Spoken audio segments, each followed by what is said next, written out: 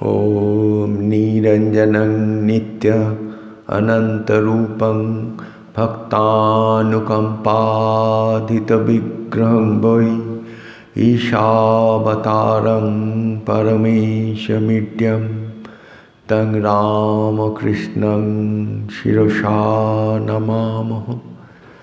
जननीं शारदां देवीं रामकृष्णं जगद्गुरुं पादपद्मे तयो श्रित्वा प्रणमामि मुहुर्मुहुः। ॐ नमः श्रीयतिराजाय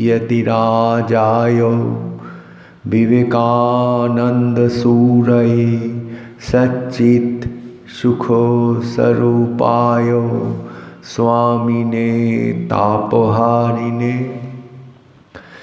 ॐ निर्मलं हृदयं यस्य गुरुराज्ञानुवर्तिते निर्मलानन्दपादाय भुवो भुवो नमाम्यहम्। আজকে ঠাকুরের যে সন্ন্যাসী পার্শ্বদর কথা বলবো, তিনি ছিলেন স্বামী নির্মলানন্দ। আজকাল হয়তো এনার জীবনী হয়তো সেই রকম চর্চা হয় না, সেই রকম পাঠ হয় না, কিন্তু আজকেই হচ্ছেন তার পূর্ণ জন্মতিথি। এই রকম পূর্ণ শ্লোক মহাপুরুষের জীবনী আমাদের নিত্য পাঠ করতে হয়। এরা হচ্ছে ব্রহ্মানন্দ, শিবানন্দ, প্রেমানন্দ, যোগানন্দ। এরম ঠাকুরের যারা ত্যাগী সন্তান ছিলেন, ইনি হচ্ছেন সেই রকমই একজন ত্যাগী সন্তান। এরা হচ্ছেন ভগবান শ্রীরামকৃষ্ণ দেবের আবরণ দেবতা। যেমন প্রত্যেক দেবতার অঙ্গ দেবতা থাকে, আবরণ দেবতা থাকে, এরা হচ্ছেন ঠাকুরের আবরণ দেবতা। এদেরকে পুজো করতে হয়। এদেরকে পুজো করলে ঠাকুর প্রসন্ন হয়। আর কি হয়, আমাদের যত কলুষ কলমশা, আমাদের যত পাপ, এই সবগুলো আমাদের আস্তে আস্তে ক্ষীণতর হয়ে যায়। হয়ে গেলে কি হবে, আমরা আস্তে আস্তে প্রভুর দিকে অগ্রসর হব। প্রভুর দিকে যত অগ্রসর হব আমাদের তত মঙ্গল। সংসারের ঝঞ্ঝাট ঝামেলা আমাদের তত কম হবে। আমরা ঠাকুরের কথায়, ঠাকুর কি বলেছেন, সেই সংসারে পাঁকাল মাছের মতো থাকতে পারব। এই নির্মলানন্দ ছিলেন বাগবাজার অঞ্চলে বাস করতেন। এখন যেখানে বলরাম মন্দির, ওই বলরাম মন্দিরের নিকটেই তাদের দত্তবাড়ি ছিল। তার পূর্বাশ্রমের নাম ছিল তুলসীপদ দত্ত। পরে সন্ন্যাস নিয়ে নাম হয় নির্মলানন্দ। এই তুলসীপদ দত্তের বাবা ছিলেন দেবনাথ দত্ত, মা ছিলেন ঠাকুমণি দেবী। খুব ভক্তিমতী মহিলা ছিলেন। আর এই দেবনাথ দত্ত ছিলেন সেই রকম ভক্তিমান পুরুষ। আবার এই তুলসীপদ দত্তের বাড়িরই এক অংশে ভাড়া থাকতেন স্বামী অখণ্ডানন্দ, গঙ্গাধর মহারাজ। তারপরে তার পাড়াতেই থাকতেন হরি মহারাজ, স্বামী তুরীয়ানন্দ। আর তাদেরই বাড়ির সন্নিকটে থাকতেন বৈকুণ্ঠনাথ সান্যাল। তাহলে বুঝতে পারছেন তো এই তুলসীপদ দত্ত কীরমেই একটা শ্রীরামকৃষ্ণ পরিমণ্ডলের মধ্যেই থাকতেন। তিনি কাশীতে বাঙালিটোলা স্কুলে পড়তেন। সেখানে আবার বিজ্ঞানানন্দ মহারাজও পড়ত। বিজ্ঞানানন্দ মহারাজ তার বাল্য বন্ধু ছিলেন। তারপরে তার মা ঠাকুমণি দেবী তার শরীর চলে যায়। তারপরে শরীর যাবার কিছু পরে তিনি কলকাতায় চলে আসেন। কলকাতায় চলে এসে এই দত্তবাড়িতেই তার বাবার কাছেই পড়ালেখা শুরু করেন। কিন্তু তারও 5-7 বছর পরে তার বাবারও শরীর চলে যায়। ফলে কি আমাদের বলের কথা আছে না, যে ছেলের একটু বয়সে বাবা চলে যায় সে হচ্ছে অভাগা। কেন অভাগা কেন বলে?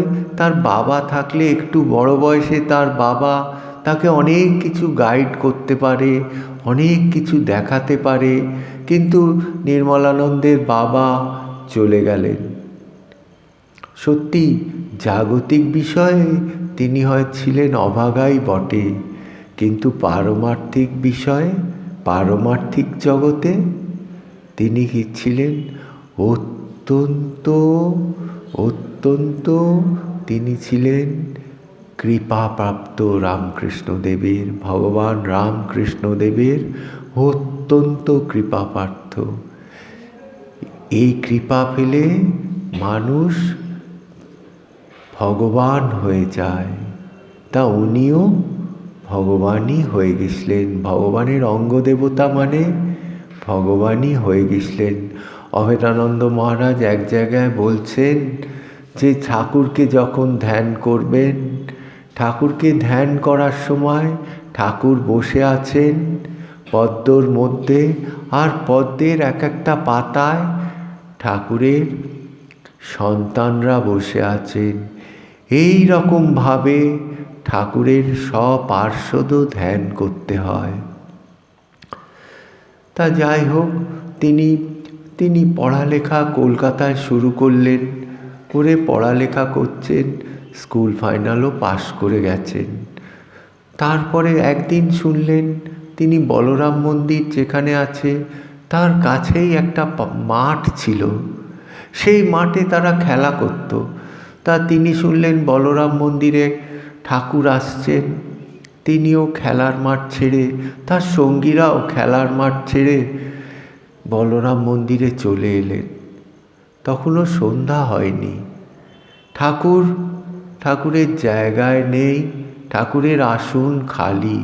তিনি দূর থেকে দাঁড়িয়ে দেখছেন, কাছে যাওয়ার সাহস ছিল না, কেন পাড়ার বড় বড় লোকেরা এসেছে। উনি দূর থেকে দাঁড়িয়ে দেখছেন। খানিকক্ষণ বাদে দেখছেন ঠাকুর গামছাটা পরে, ঠাকুর বাচ্চে গেছিলেন, গামছাটা পরে টলতে আসছেন। উনি ভাবলেন, বাবা এ কে? সে এখন সন্ধে হয়নি, এখনই এত মদ্যপান করেছেন যে নিজে চলতে পর্যন্ত পাচ্ছেন না। এই সব দেখে উনি ভাবলেন হবে হয়তো, চুপ করে দাঁড়িয়ে আছেন। ঠাকুর টলতে আস্তে আস্তে তার কাছে চলে এলেন। তিনি চুপ করে দাঁড়িয়ে আছেন, একটু ভয় পেয়েছেন।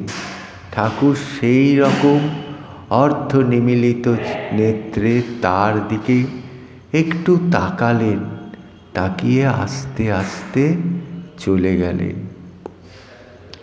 ঠাকুর চলে যাবার পর থেকেই তার শরীরের মধ্যে কেমন একটা অস্বস্তি, হাত পা অসাড় হয়ে যাবার মতো, কেমন এই জগৎ সম্বন্ধে কেমন একটা চেতনা আস্তে আস্তে চলে যাবার মতো হচ্ছে। তিনি তো একটুখানি ভয় পেয়ে গিয়ে আস্তে আস্তে, পাশেই তো বাড়ি ছিল, বাড়িতে চলে গিয়ে শুয়ে পড়লেন। পরের দিন আবার ঘুম থেকে উঠলেন যখন, আবার সুস্থ হয়ে গেছেন। তিনি খুব চিন্তা করছেন ঠাকুরের কথা। এইসব জিনিস উনি তো তখন অত জানতেন না। তিনি চিন্তা করছেন, চিন্তা করে হিসেব মেলাতে পারছেন না। তিনি ঠাকুরের দিকে যাবারও খুব ইচ্ছে, আবার ভয়ও পাচ্ছেন যে আবার যদি ওই রকম কিছু হয়ে যায়, অত দূর থেকে কি করে ফিরবো, এইরকম 5-7 ভেবে একদিন তার পাড়ার যে বন্ধু হরি মহারাজের সঙ্গে একদিন দক্ষিণেশ্বরে গেলেন, নৌকো করে গেলেন। গিয়ে দেখলেন সেদিন ঠাকুর দক্ষিণেশ্বরে নেই। ঠিক আছে, হরি মহারাজের সঙ্গে এই মন্দির, ওই মন্দির, দ্বাদশ শিব মন্দির, পঞ্চবটী সমস্ত কিছু দেখলেন। দেখে ঠাকুরের ঘরে এলেন। ঠাকুরের ঘরে ঠাকুর নেই, শূন্য ঘর, নানা দেবদেবীর ছবি দেয়ালে টাঙানো। তারা প্রণাম করছে। প্রণাম করতে করতে উত্তরের বারান্দায় একটা জলের জালা ছিল, সেই জালার কাছে একটা ছবি ছিল। তা উনি জিজ্ঞেস করছেন হরি মহারাজকে যে এটা কার ছবি? বলল এটাই তো পরমহংস মশায়ের ছবি। উনি কিন্তু দেখেছিলেন সেদিন বলরাম মন্দিরে, আর সেই ছবি এই ছবি। উনি ভেবেছিলেন রামকৃষ্ণদেব মা কালীর ঘরের পূজারী, তিনি হয়তো আলাদা হবেন, আর এই পরমহংসদেব বলরাম মন্দিরে যিনি দেখেছেন তিনি হয়তো আলাদা হবেন। ছোট ছেলে, ওনার অত বুদ্ধি ছিল না, কিন্তু যখন দেখলেন উনি বুঝতে পারলেন। তারপরে তারা আস্তে আস্তে আবার বাড়ি ফিরে এলেন। তা ওনার যাবার আগ্রহ দিন দিন বাড়ছে। কবে যাই এই রকম। ঠাকুর তো তাকে টানছেন, ঠাকুর তো তাকে চিনে নিয়েছিলেন বলরাম মন্দিরে, ঠাকুর টানছেন। সেই গৌরীমাকে যেমন টেনেছিলেন, বলরাম মন্দিরে গৌরীমা ছিলেন। গৌরীমা মাঝরাত্রিরে উঠে বলছে যেন বুকের মধ্যে কেমন করছে। বলরাম মন্দির থেকে যাবার জন্যে, দক্ষিণেশ্বরে যাবার জন্যে আটুপাটু করছেন। বলরামবাবুকে বলতে বলরামবাবু একটা গাড়ি করে দিলেন। গিয়ে দেখেন ঠাকুর একটা তকলি পাকাচ্ছেন। পাকিয়ে গৌরীমা তখন ঢুকলেন। সে এখানেও ওই রকম তুলসী মহারাজকে ঠাকুর টানছেন, কবে যাই। তা একদিন তুলসী মহারাজ চলে গেলেন। গিয়ে সেদিন সোজা ঠাকুরের ঘরে ঢুকে পড়েছেন। সেদিন আর মা কালীর ঘরে যাননি, কোথাও যাননি।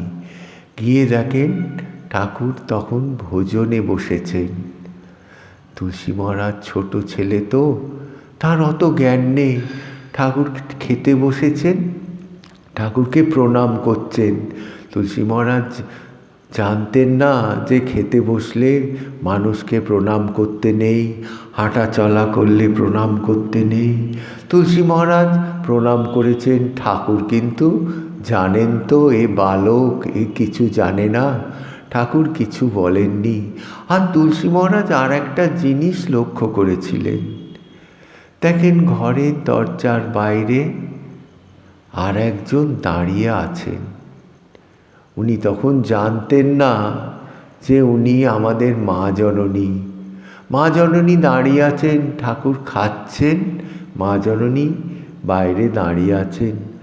ঠাকুরের খাওয়া হয়ে গেলে আবার থালাটা নিয়ে চলে যাবেন। তুলসী মহারাজ বসে আছেন, ঠাকুর কথা বলছেন, এ কথা সে কথা। ঠাকুর তো খাবেন দুটিখানি ভাত, তাতে কথা বলতে বলতে একটু পরে ঠাকুরের খাওয়া যখন শেষ হলো, ঠাকুর উঠলেন। মা হাতে জল টল দিয়ে আবার জায়গাটা পেড়ে ঠাকুরের খাবারের থালা নিয়ে চলে গেলেন। তখনও তুলসী মহারাজ জানতেন না মা জননীকে, অনেক পরে জেনেছিলেন। ঠাকুর তার কাঁধে হাত দিয়ে দিয়ে চলতে চলতে এপাশে এক জায়গায় বাজ্যে যাবেন বলে গেলেন। রামলাল দাদা বা কেউ একজন, ওনার ঠিক স্মৃতিতে মনে ছিল না, কে গাড়ু সমেত নিয়ে গেলেন ঠাকুরকে বাজ্যে যেতে। তারপরে বাজ্যে হয়ে যাবার পর ঠাকুর এলেন, আবার মহারাজের কাঁধ ধরে ধরে সব জায়গা নিয়ে ঘুরছেন। বেলতলা, পঞ্চবটী, গঙ্গার ধার। তারপরে ঘুরতে ঘুরতে বেলতলা পঞ্চবটীতে নিয়ে এসে তিনি বসলেন। তুলসী মহারাজ তো আবার ধ্যানস্থ হয়ে পড়লেন পঞ্চবটিতে। ওইভাবে ধ্যানস্থ হয়ে থাকার পর অনেক পরে তুলসী মহারাজের জ্ঞান ফিরল। ঠাকুরের সঙ্গে কথাবার্তা বললেন। সেই রাত্রি ঠাকুরের কাছেই ছিলেন। আবার পরের দিন তুলসী মহারাজ আবার দক্ষিণেশ্বরের থেকে বাগবাজারে নৌকো করে ফিরে এলেন। এই হচ্ছে তুলসী মহারাজের তৃতীয় দর্শন। এইভাবে তুলসী মহারাজ যেতেন, যেদিন কেউ থাকতো না সেই রকম ভাঙা দিনে যেতেন। আর যেতেন ঠাকুর কলকাতায় আসতেন, ঠাকুরই বলে দিতেন অমুক দিনে আমি অমুক জায়গায় যাব, তুই যাস। তা সেই রকম যেতেন, ঠাকুরের সঙ্গে সঙ্গ করতেন, ঠাকুরের কথা শুনতেন। এইভাবে তুলসী মহারাজের জীবন চলছে। এই রকম আসা যাওয়া করতে করতে তুলসী মহারাজ ঠাকুরকে বলেছিলেন দীক্ষা দেবার কথা। তুলসী মহারাজ ঠাকুরের দীক্ষা পেয়েছিলেন। সে দীক্ষা ছিল দিব্যভাবে। আমরা যেমন মন্ত্র পাই, আমাদের গুরু মন্ত্র দেন, ঠাকুরের দীক্ষা দেবার কিন্তু পদ্ধতি ওই রকম ছিল না। উনি দর্শন করতেন, দর্শন করলেই দীক্ষা হয়ে যেত, তার কুলকুণ্ডলিনী জাগরিত হয়ে যেত। কখন বা জিভে লিখে দিতেন, কখন বা পিঠের শিরদাঁড়ায় আমাদের যে সেই পদ্ম আছে, সেই এক একটা পদ্মের এক একটা স্থানে তিনি স্পর্শ করে দিতেন। সেই স্পর্শ করে দিয়ে কুলকুণ্ডলিনীকে জাগরিত করে দিতেন। এইভাবে ঠাকুর দীক্ষা দিতেন। তুলসী মহারাজ অবশ্য ঠাকুর কিভাবে দীক্ষা দিয়েছিলেন উনি স্পষ্ট করে কিছু বলতেন না। ওনাকে জিজ্ঞাসা করেছিল, কিন্তু বলেছিলেন ঠাকুর আমাকে অনেক কথা বলেছেন, সেসব কথা 5 জায়গায় বাইরে লোকের কাছে বলার নয়, সে আমার ও তার মধ্যেই থাকবে। এইভাবে তিনি এড়িয়ে চলে গেছেন। এই রকম তুলসী মহারাজের জীবন চলছে। তুলসী মহারাজ আসতেন, যেতেন। ঠাকুর চলে গেলেন গলায় ক্যান্সারের জন্যে চিকিৎসার সুবিধের জন্যে শ্যামপুকুরে চলে গেলেন। শ্যামপুকুরেও যেতেন।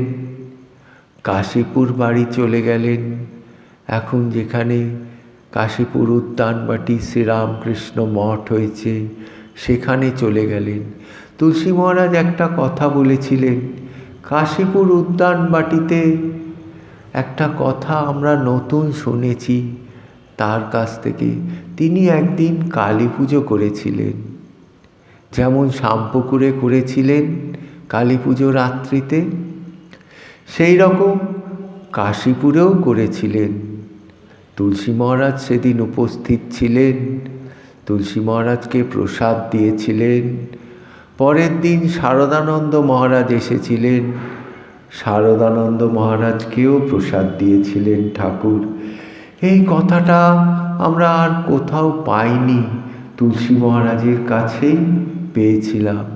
একদিন ঠাকুর তুলসী মহারাজকে বলেছিলেন যে দক্ষিণেশ্বরে তোর মতোই একটা ছোকরা আসতো, সে আমাকে বলেছিল যে আপনি আমার ঘটক হতে পারবেন। তুলসী মহারাজ তো তখন ঠাকুরের কাছে নতুন আসছেন। তুলসী মহারাজ ভাবছেন এই কীরকম কথা ঠাকুর বলছেন। মনে মনে ভাবছেন ঠাকুর তো অন্তর্যামী।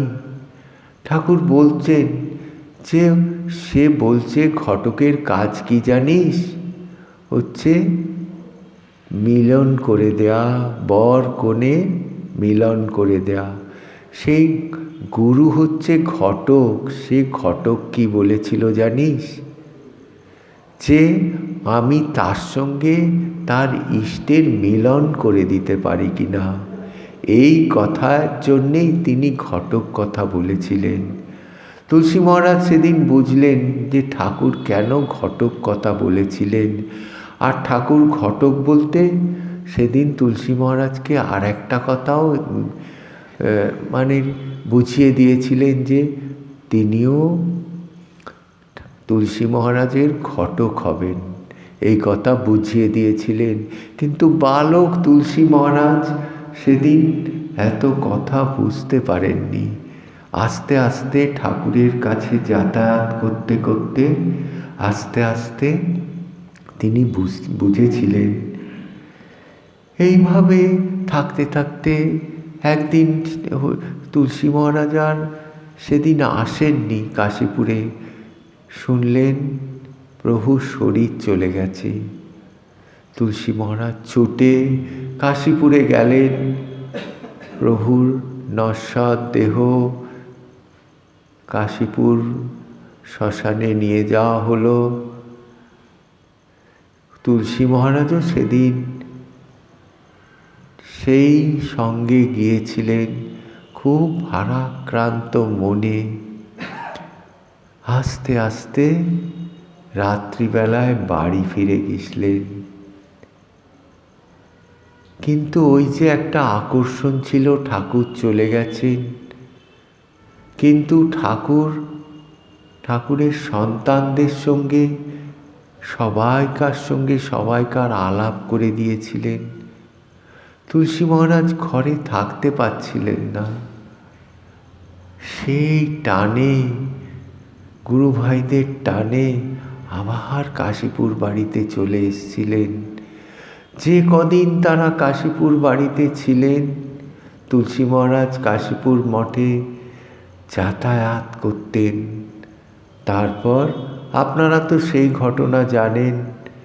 ঠাকুর সুরেশ মিত্তিরকে স্বপ্ন দিয়েছিলেন যে আমার ছেলেরা কি রাস্তায় ঘুরে ঘুরে ফিরবে, তুই দেখবি না।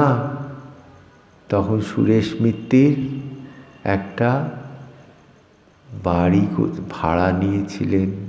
বলেছিলেন আমি ঠাকুরকে কাশীপুর উদ্যানবাটিতে যে সাহায্য দিতাম সেটাও আমি এখন দেব। উনি একটা বাড়ি ভাড়া করেছিলেন।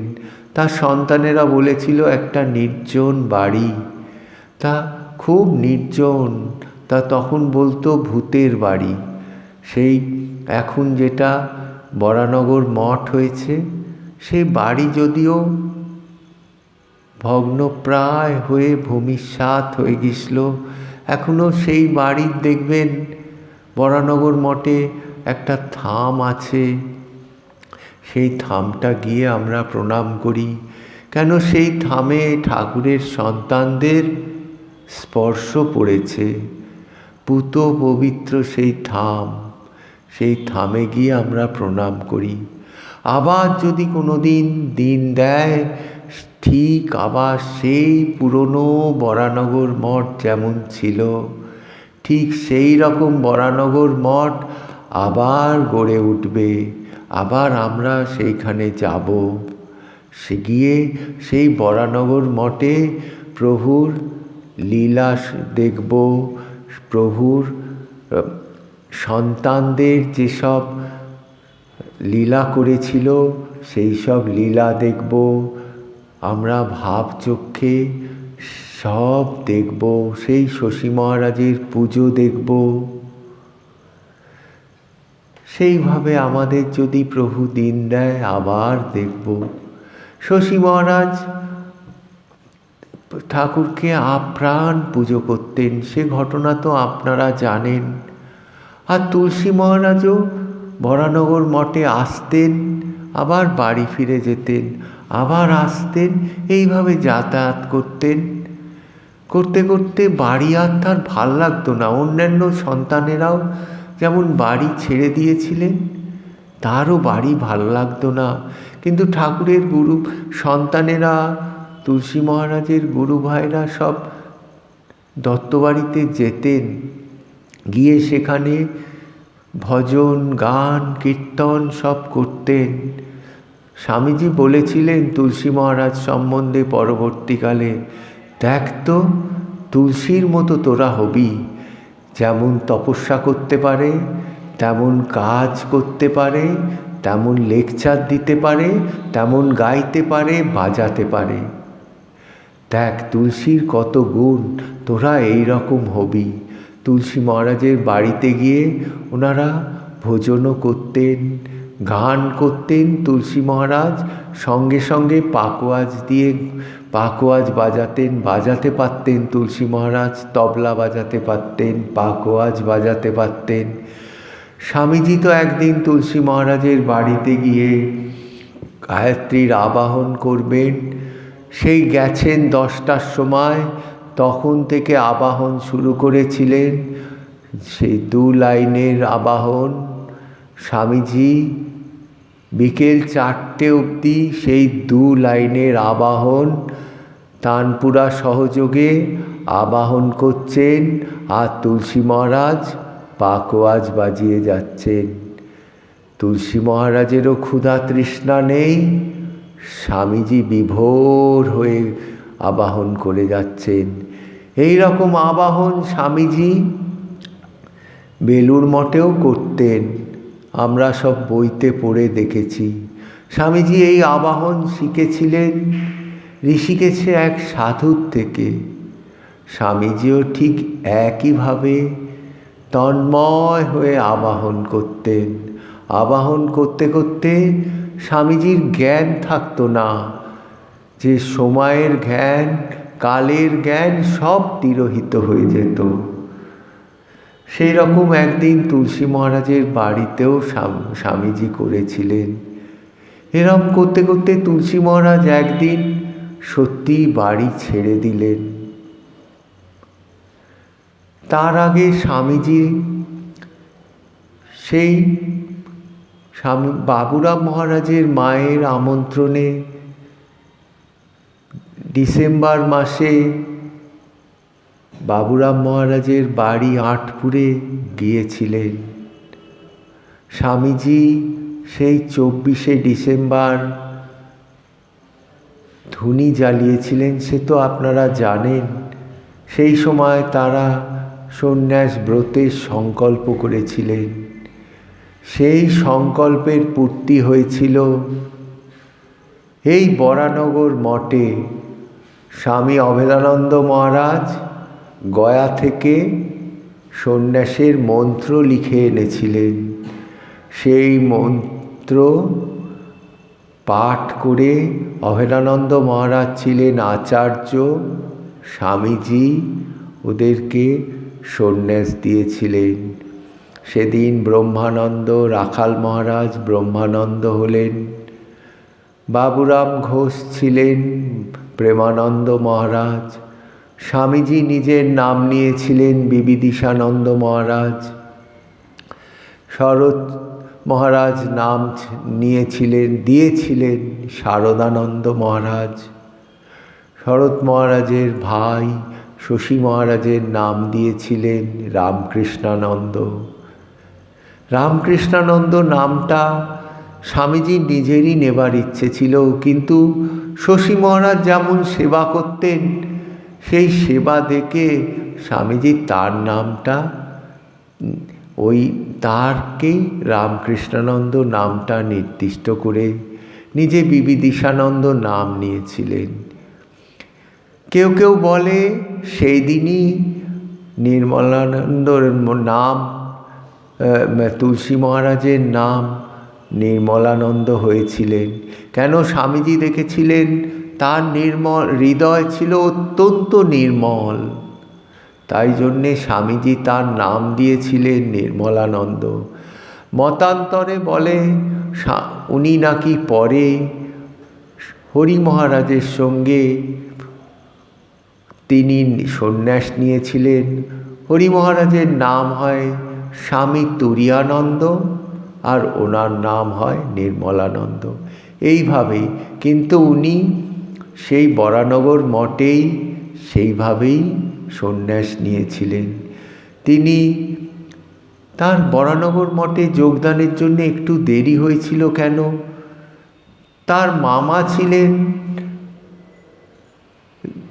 জ্ঞানানন্দ অবধূত।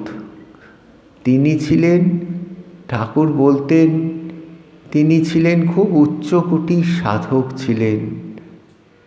ঠাকুরই বলেছেন খুব উচ্চকোটির সাধক, নিত্যগোপাল ঘোষ।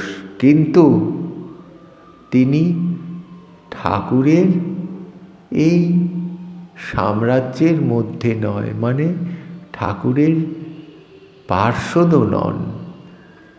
তা সেই জন্যে উনি একটু দোটানায় ছিলেন। তারপর স্বামীজির আহ্বানে উনি বাড়ির সংস্রব ছেড়ে, তার মামার সংস্রব ছেড়ে বরানগর মঠে যোগদান করেছিলেন। বরানগর মঠে যে তিনি এসেছিলেন, তিনি অসাধারণ কর্মী ছিলেন। বরানগর মঠে সব কাজ তিনি নিজের হাতে করতেন। একদিকে শশী মহারাজের সেবা করতেন, ঠাকুর ঘরের কাজ করতেন, জল তোলার কাজ করতেন, তারপরে বাড়ি বাড়ি গিয়ে ভিক্ষে করার কাজ করতেন, সঙ্গে সঙ্গে তপস্যা করতেন, শাস্ত্র পড়তেন, সব কিছু করতেন। এই জন্যেই তো স্বামীজি বলেছিলেন যে দেখতো তুলসীর মতো হ, ওই অত কাজ, তার সঙ্গে শাস্ত্রপাঠ, তার সঙ্গে উৎকট তপস্যা। কি তপস্যা করতেন, কি জপ ধ্যান করতেন। রাত্রি 2টোর সময় উঠে পড়তেন, উঠে জপ ধ্যান শুরু করে দিতেন। এত তপস্বী ছিলেন। ঠাকুরের সব সন্তানরাই তপস্বী ছিলেন, কিন্তু উনি খুব তপস্বী ছিলেন। আর সঙ্গে সঙ্গে পাঠ শাস্ত্রাদি সব করতেন। কোথায় স্বামীজির সেবা পর্যন্ত করতেন। স্বামীজিকে উনি ঠাকুরের পরই দেখতেন।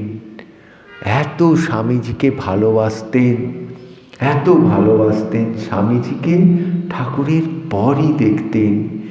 এইভাবে তিনি বরানগর মঠে কাজ করতেন।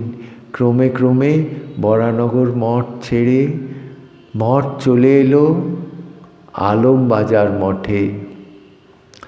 আলমবাজার মঠেও তিনি ওই রকম কাজ করতেন, একই কাজ করতেন। ওই রকম জল তোলা, ওই রকম বাসন মাজা, ঠাকুর সেবা সব কাজ করতেন। স্বামীজির ভাই বলছেন যে তুলসী মহারাজ এত জল তুলতেন, এক হাতে কলসি আর এক কাঁধে কলসি।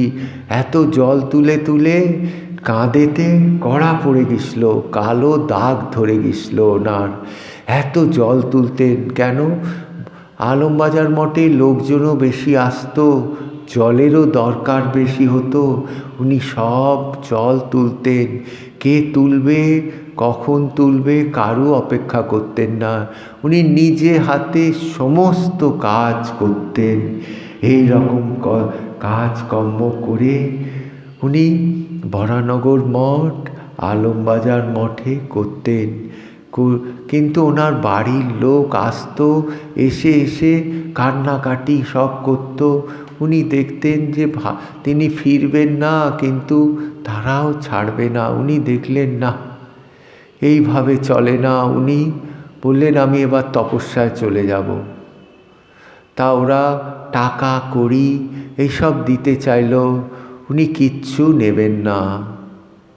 উনি বললেন তোমরা যদি দিতে চাও 2টো কম্বল দিও।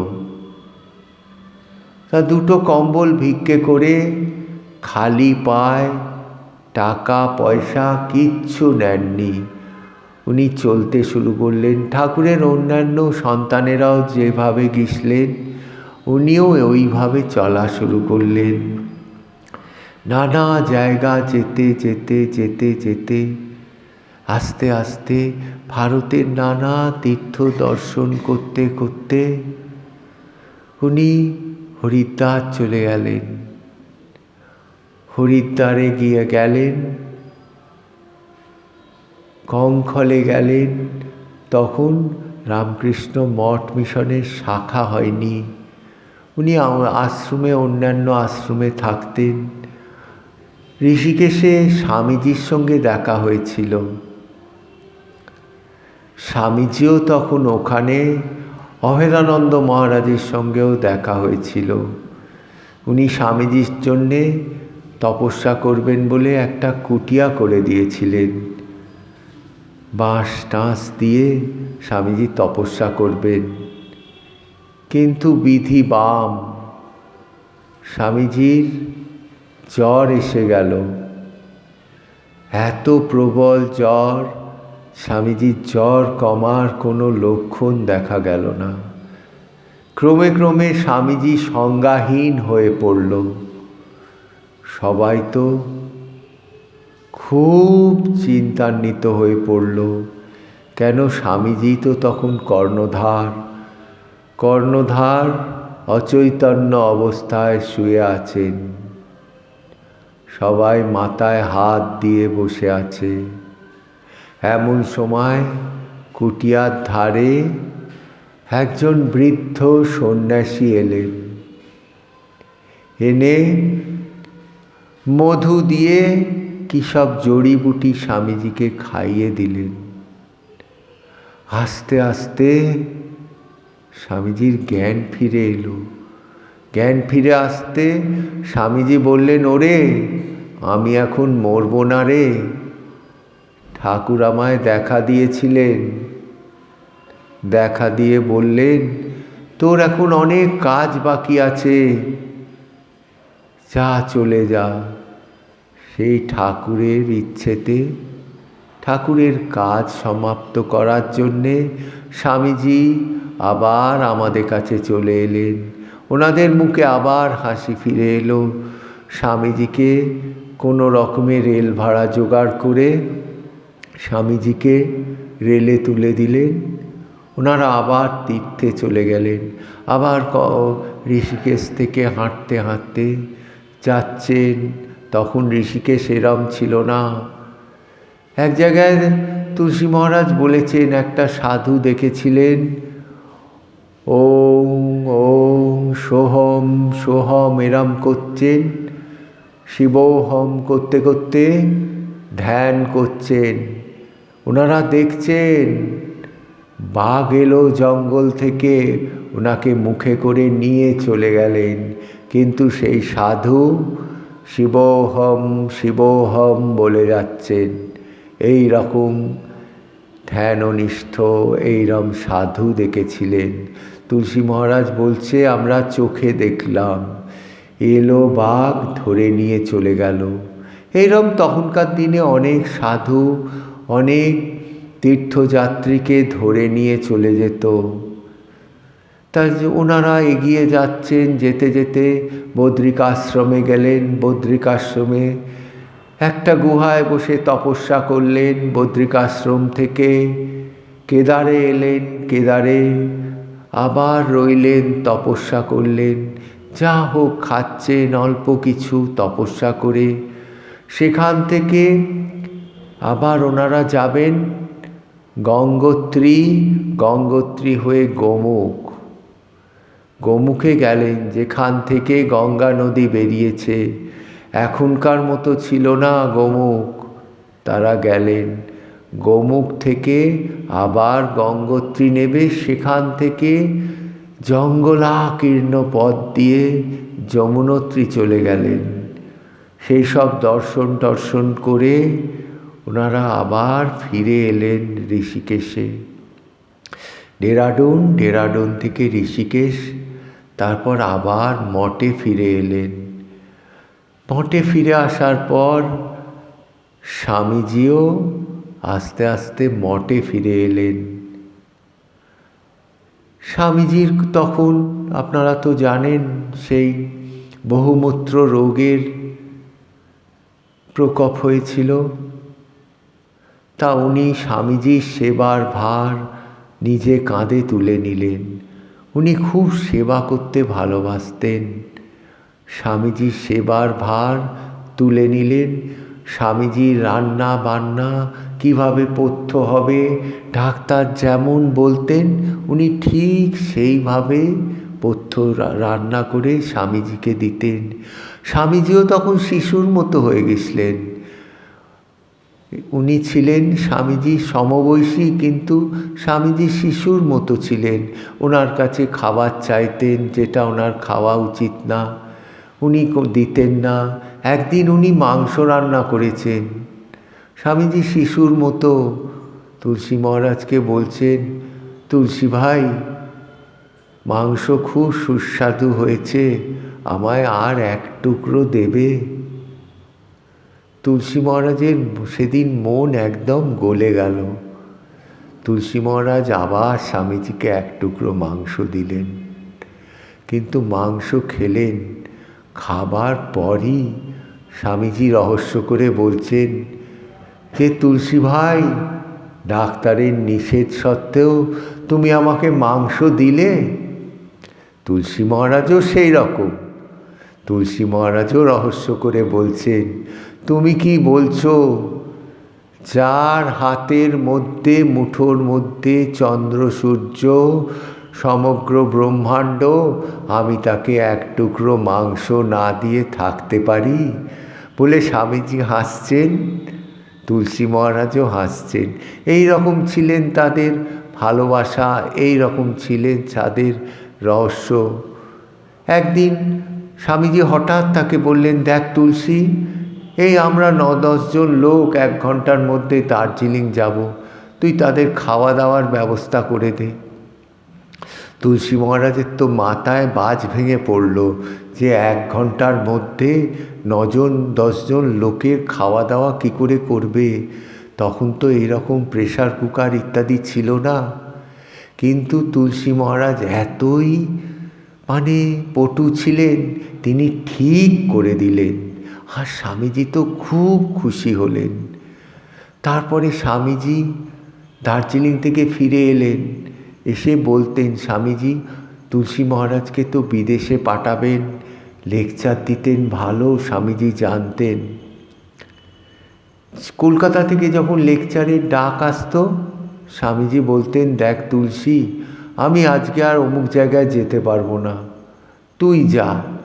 তুলসী মহারাজ বলছেন, আমি যাব না, আমি ওসব পারি না, আমি যাব না। বললো, যাবি না? তাহলে আমিও খাবো না। খাওয়া দাওয়া ছেড়ে বসে আছেন, জল পর্যন্ত খাচ্ছেন না। তুলসী মহারাজ মহা চিন্তা করছেন যে স্বামীজি শরীর আরও ভেঙে যাবে। স্বামীজির কাছে এলেন, এসে বললেন, তুমি খাবে না স্বামীজি? বলে, না রে, আমি আর খাবো না, তুই তো যাবি না বলেছিস, আমিও খাবো না। বললেন, আচ্ছা স্বামীজি, আমি যাব, তুমি খাও। বলে আবার স্বামীজির খাবার এনে দিলেন। স্বামীজি আবার গেলেন। তুলসী মহারাজ যেতেন, গিয়ে বলতেন যে, দেখুন, স্বামীজি আসতেন, কিন্তু স্বামীজির হঠাৎ শরীর খারাপ হয়ে গেলেন। আমি এসেছি স্বামীজির প্রতিভু হয়ে, স্বামীজির কথাই আমি আপনাদের কাছে বলবো। স্বামীজি যেমন ঠাকুরকে বলতেন, আমি সেই কথাই বলবো, আমি আমার নিজের কথা কিছু বলতে পারবো না। এইভাবে তুলসী মহারাজকে স্বামীজি সব জায়গায় পাঠিয়ে দিতেন। আর স্বামীজি খোঁজ নিতেন, কেমন বলেছেন। সবাই আসতো, এসে বলতো, তো সবাই বলতো খুব ভালো বলেছেন। স্বামীজি খুব খুশি হতেন। স্বামীজি তো জানেন তাকে আবার পাঠাতে হবে। এইভাবে স্বামীজি আবার ভারতবর্ষ পরিভ্রমণ করে আবার বিদেশে চলে গেলেন। বিদেশে গিয়ে আবার প্রচার করে হঠাৎ সবাইকে না জানিয়ে একদিন রাত্রির বেলা আলমবাজার মঠে চলে এলেন। আলমবাজার মঠ তখন গেট বন্ধ হয়ে গেছে। একজন দরোয়ান এসে বলছেন, একটা সাহেব এসেছেন। স্বামীজি তো কোট প্যান্ট পরে এসছেন। সবাই তো খেতে বসেছে, সবাই আস্তে আস্তে, স্বামীজি তো পাঁচিল টপকে, স্বামীজি সেই স্বামীজি ছিলেন, পাঁচিল টপকে আবার ঢুকে পড়লেন। ঢুকে পড়ে একদম খাবার ঘরে গিয়ে হাজির। সবাই দেখে অবাক। স্বামীজিকে দেখে সবাই তাড়াতাড়ি উঠে পড়ে চেয়ার টেবিল দিয়ে দিলেন স্বামীজিকে। যা রান্না হয়েছিল, কাঁচকলার তরকারি ইত্যাদি খাবার দিলেন। স্বামীজি কি আনন্দ করে খাচ্ছেন, কথা বলছেন। সেই রাত্রির তো স্বামীজি আর শুলেনই না। বিদেশের কথা বলতে বলতে রাত পুইয়ে গেল। এই ছিল স্বামীজির ভালোবাসা, আর এই ছিল গুরু ভাতাদের স্বামীজির প্রতি ভালোবাসা। এইভাবে হতে হতে একদিন এইবারে স্বামীজির কাছে একদিন প্রার্থনা করলেন যে, স্বামীজি আমি একটু তপস্যায় যাব। স্বামীজি বললেন, কিন্তু উনি আর আসেন না। স্বামীজি কত অনুরোধ করেছিলেন যে তুমি এসো। ভারতে এইরকম ঘুরে ঘুরে যে খাওয়া সন্ন্যাসী, ভিক্ষে করে খাওয়া তপস্যা করা সন্ন্যাসী আছে অনেক, তুমি আমাদের কাজ করো। তা উনি শুনলেন না।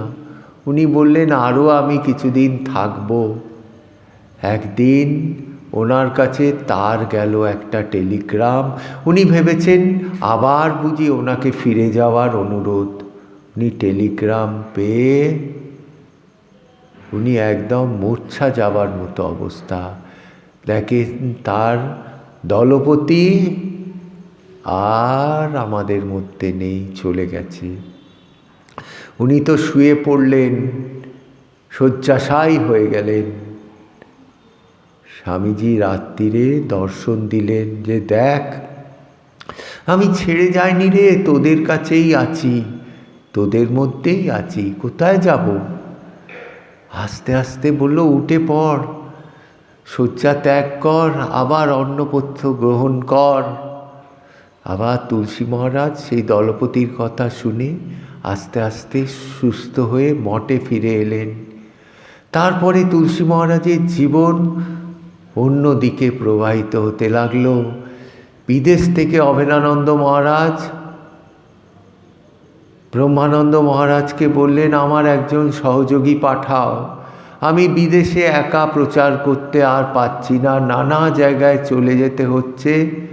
পাঠিয়ে দিলেন তুলসী মহারাজকে। উনি গেলেন, 3 বছর ছিলেন উনি বিদেশে প্রচারে। ওনাকে নিউ ইয়র্কের সেন্টারের ভার দিয়ে অভেদানন্দ মহারাজ নানা জায়গায় প্রচার করতেন। উনিও ঠিকভাবে তিনি নিউ ইয়র্ক সেন্টার চালাতেন। একবার মহারাজের ইনফ্লুয়েঞ্জা জ্বর হয়ে গেল, তখন উনি পাতঞ্জল যোগ দর্শনের ক্লাসও নেওয়া শুরু করলেন, ধ্যানের ক্লাস নেওয়া শুরু করলেন। এইভাবে নানা ক্লাস নেওয়া শুরু করে তিনি আমেরিকায় ব্রুকলিনে লেকচার দিয়েছিলেন, অনেক জায়গায় লেকচার দিয়েছিলেন। যে ব্রুকলিনে স্বামীজি অভেদানন্দ মহারাজ লেকচার দিয়েছেন, ব্রুকলিন ছিল খুব প্রেস্টিজিয়াস জায়গা আমেরিকার। সেখানে ছোটোখাটো বক্তারা লেকচার দিত না, খুব নামি দামি লোকেরা লেকচার দিত, সেইখানে লেকচার দিয়েছিলেন। এমনকি ব্রুকলিনে একটা শাখাও খুলেছিলেন। এইভাবে উনি 3 বছর অক্লান্ত পরিশ্রম করেছিলেন আমেরিকায়। তারপরে আবার ওনার ডাক আসলো কলকাতায়, ভারতে। আবার ব্রহ্মানন্দ মহারাজ বললেন নির্মলানন্দকে আবার তোমরা ভারতে ফিরিয়ে দাও। অভেদানন্দ মহারাজ আবার ভারতে ফিরিয়ে দিলেন তাকে। ভারতে উনি ফিরে এলেন। কেন ফিরে এলেন? শশী মহারাজ তাকে বলেছেন যে ব্যাঙ্গালোরে সেন্টার তৈরি হয়েছে, কিন্তু যাকে যাকে ওখানে অধ্যক্ষ করে পাঠানো হচ্ছে কেউ চালাতে পারছে না। ব্যাঙ্গালোর সেন্টারে রামকৃষ্ণানন্দ একসঙ্গে 2টো সেন্টার চালাতে পারছেন না, খুব তার পক্ষে অসুবিধে হচ্ছে। উনি ওই জন্যে নির্মলানন্দকে ঠিক করেছিলেন এবং ব্রহ্মানন্দ মহারাজও তার কথায় তাকে ডেকে পাঠিয়েছিলেন। তিনি এলেন, এসে তিনি আস্তে আস্তে ভারতে কিছু জায়গা চম্বা ইত্যাদি স্থানে ঘুরেছিলেন। চম্বার যে রাজা ছিলেন উনি ওনার ভক্ত ছিলেন। কিছু দিনের জন্যে ওখানে ঘোরাঘুরি করে তিনি আস্তে আস্তে এবার ফিরে আসবেন। তিনি কিন্তু তখনও জানেন না যে তার দাক্ষিণাত্যে ডাক আসবে। রাখাল মহারাজ, ব্রহ্মানন্দ মহারাজ তখনও তাকে বলেনি, তাকে আসার কথা বলেছেন। তিনি ফিরে আসছেন কলকাতায়, এসে শুনলেন ব্যাঙ্গালোর যাবার তার কথা হয়েছে। তাকে চম্বার একজন জ্যোতিষী, তিনি পুঙ্খানুপুঙ্খ রূপে দাক্ষিণাত্যের যেরকম পরিবেশ, যেরকম অবস্থা, তিনি তার বর্ণনা দিয়েছিলেন যে তোমায় এবার ওইখানে যেতে হবে। তিনি ভাবলেন তো ঠিক কথা বলেছেন। তিনি দাক্ষিণাত্যে আগে ম্যাড্রাসে গেলেন, ম্যাড্রাস থেকে রামকৃষ্ণানন্দ মহারাজ তাকে ব্যাঙ্গালোরে এসে পৌঁছে দিলেন এবং লোকেদের বললেন। উনি ব্যাঙ্গালোরের কার্যভার গ্রহণ করলেন। ব্যাঙ্গালোরে অনেক দিন ছিলেন, দীর্ঘ 27 বছর ব্যাঙ্গালোরে ছিলেন। ব্যাঙ্গালোর আশ্রম 10 বিঘা আশ্রমের 10 বিঘা জমির ওপরে আশ্রম ছিল। তিনি সেই আশ্রম আস্তে আস্তে আরও 10 বিঘা জমি নিলেন। জমি নিয়ে 20 বিঘা জমি করলেন। করে আশ্রমের এসব উঁচু নিচু জায়গা ছিল সেগুলো সমান করলেন, সেখানে গাছ পুঁতলেন, বাগান করলেন, সুন্দর বাগান করলেন। যেমন তিনি দেখেছেন বেলুড়ে বাগান, ওই রকম বাগান করলেন। নানা গাছ, নানা জায়গা থেকে গাছ আনতে লাগলেন। তিনি 2টো কুয়ো করেছিলেন। ব্যাঙ্গালোরে জলের একটু অভাব ছিল তখন, এখনও অভাব। তিনি কুয়ো করেছিলেন। কুয়ো কোথায় খোঁড়া হবে, কোথায় খোঁড়া হবে, জায়গা এদিক ওদিক দেখা হচ্ছে। তিনি নির্দেশ করে দিলেন যে এই জায়গায় কুয়ো খোঁড়ো। সেই জায়গায় খানিকটা কুয়ো খুঁড়তে ওই রকম উচ্চতায়, মানে ওই রকম খুঁড়ে ব্যাঙ্গালোরে কুয়োর জল পাওয়া যায় না, কিন্তু উনি যে নির্দেশ করে দিয়েছিলেন সেইখানেই কুয়োর জল পাওয়া গেল এবং পেয় জল, মানে পানীয় জল পাওয়া গেল। আর ওই কুয়োর জল কখনো শুকোতো না। আর একটা কুয়ো খুঁড়ে দিলেন, সেটা খুঁড়ে দিলেন সকলের জন্যে। কেন? যাদের যাদের তৃষ্ণার জল, ঘরের গৃহস্থ কাজের জন্যে যেসব জল, সেই সব কাজের জন্যে যাদেরও তো জল লাগে, তাদের জন্যে আর একটা কুয়ো খুঁড়ে দিলেন। সেই কুয়োর জলও ফুরোতো না। এমন প্রভুর ইচ্ছে, এমন প্রভুর কৃপা। ব্যাঙ্গালোরে থেকে এত সুন্দর ব্যাঙ্গালোর মঠ করে দিলেন। নানা জায়গা থেকে লোক আসতে লাগলো ব্যাঙ্গালোর মঠে।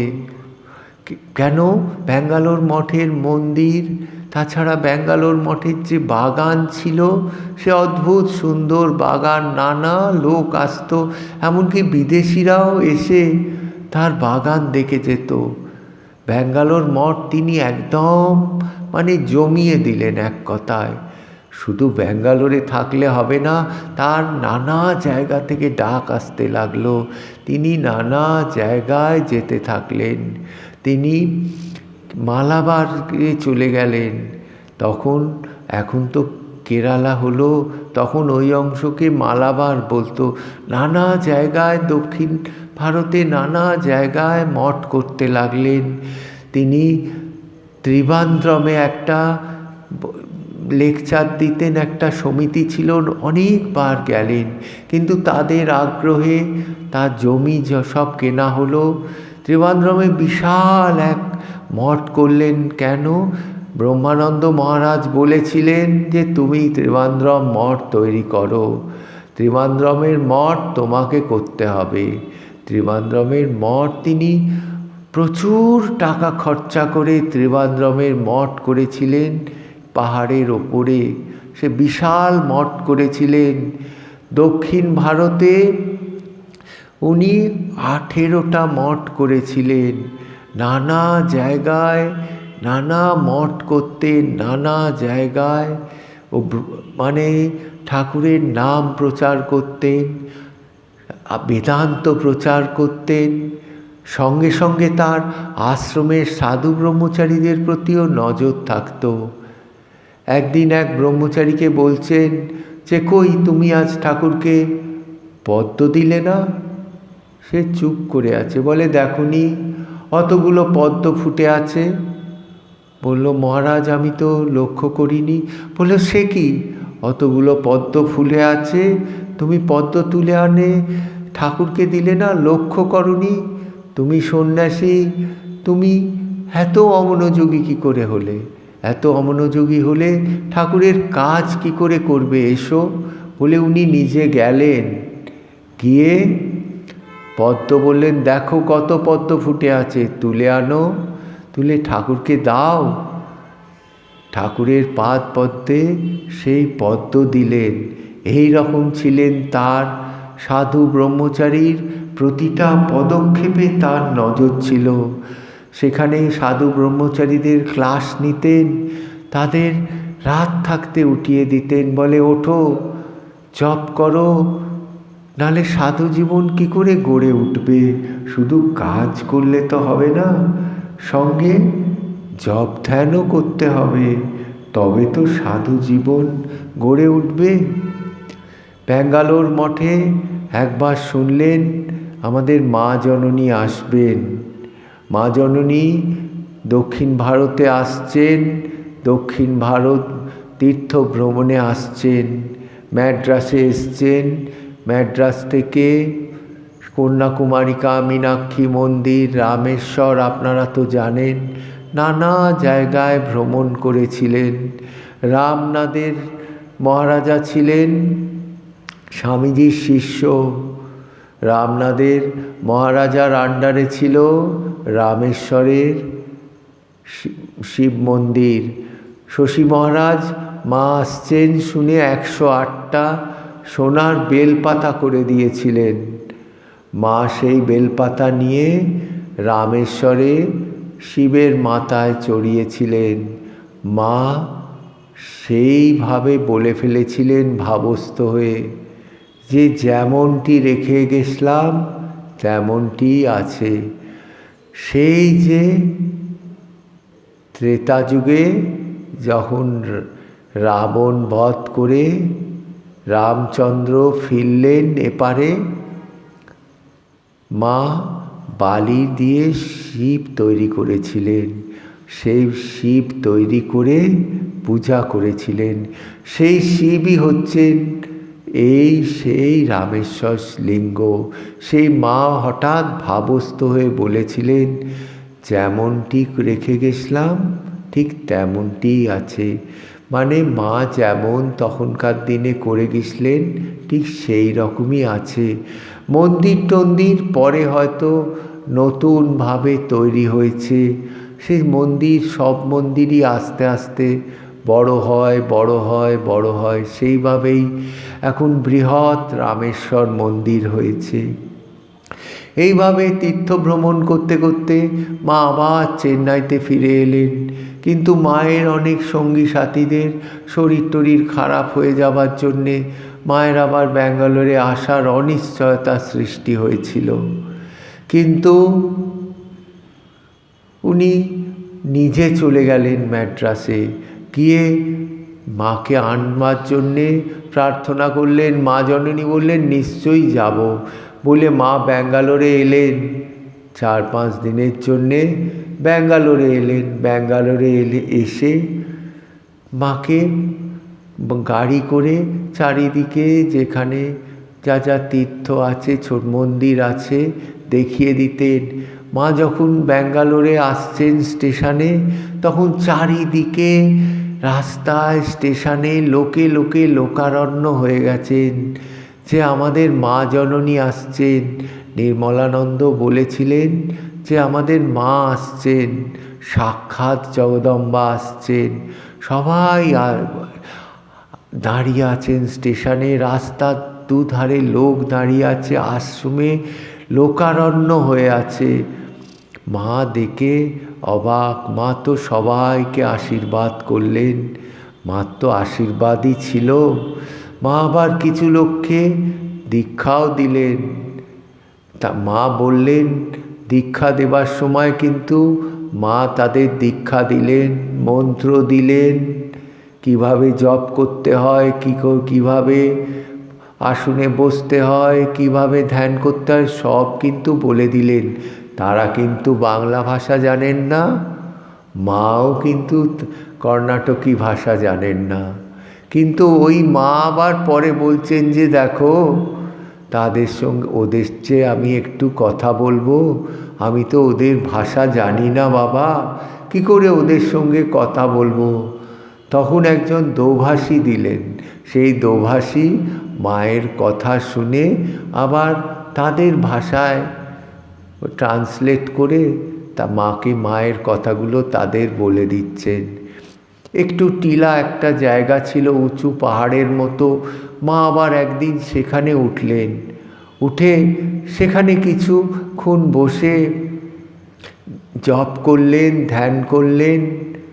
নির্মলানন্দ মহারাজ ছুটে সেখানে এলেন, এসে মাকে প্রণাম করলেন। মা আবার আশীর্বাদ করলেন, বলল, মা এটা আজ তীর্থ হয়ে গেল, তুমি এই এই টিলাটার ওপর উঠলে, এটা আজ তীর্থ হয়ে গেল মা। সত্যিই ওইটা তীর্থ হয়ে গেল।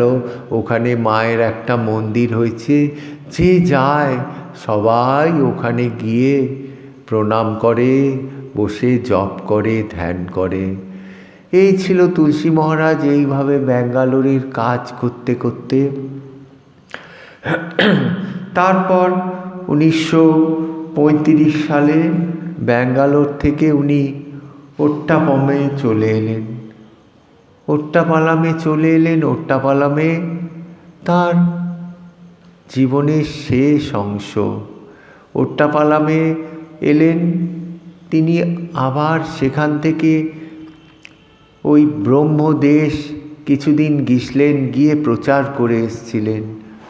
ওট্টাপালাম থেকে একবার 36 সালে তিনি কলকাতায়ও এসেছিলেন। কলকাতায় এসে উনি খুব পীড়িত হয়ে পড়েছিলেন। তারপরে কোনো রকমে একটু ভালো হয়ে তিনি আবার চলে গেলেন সেই ওট্টাপালামে। তারপরে 37 সাল, 38 সাল আর কোথাও বেরোতে পারেননি। উনি ওখানে 2টো স্কুল করে দিলেন, ওখানকার ছেলে মেয়েদের জন্যে স্কুলের নাম রাখলেন সারদা বিদ্যায়তন, আর ছেলেদেরটা নাম রাখলেন নিরঞ্জন বিদ্যায়তন। উনি তাদেরকে পড়ানোর জন্যে করে দিলেন, আর তাদের জন্যে খাওয়া দাওয়ার বন্দোবস্ত করে দিলেন।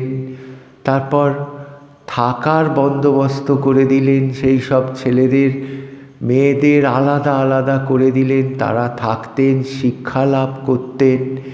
এইভাবে উনি ওট্টাপালামে করতে করতে একদিন উনি বলছেন, এবারে আমার শেষ হয়ে আসছে।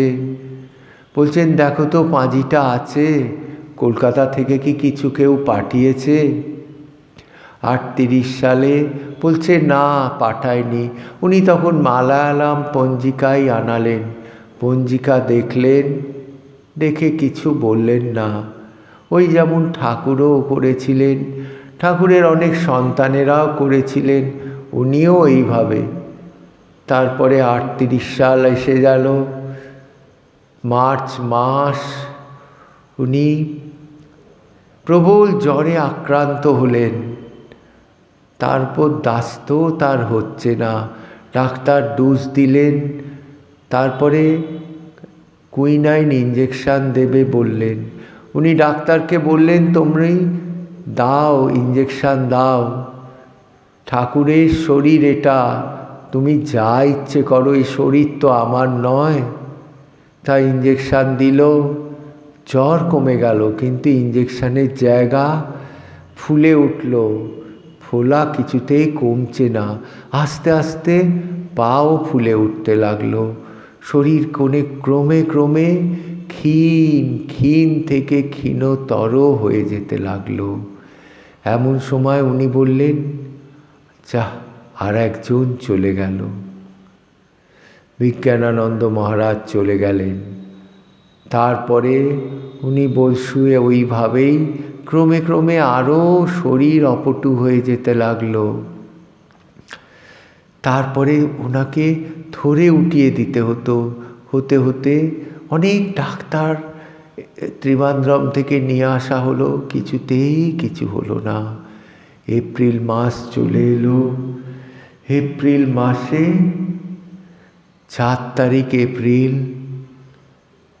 সকালবেলা তিনি উঠিয়ে দিতে বসলেন, আবার শুইয়ে দিতে বললেন কিছুক্ষণ পরে। মুখ চোখ দিব্য ভাব পরিস্ফুট হয়ে গেল মুখ চোখে, আনন্দময় মুখ হয়ে গেল।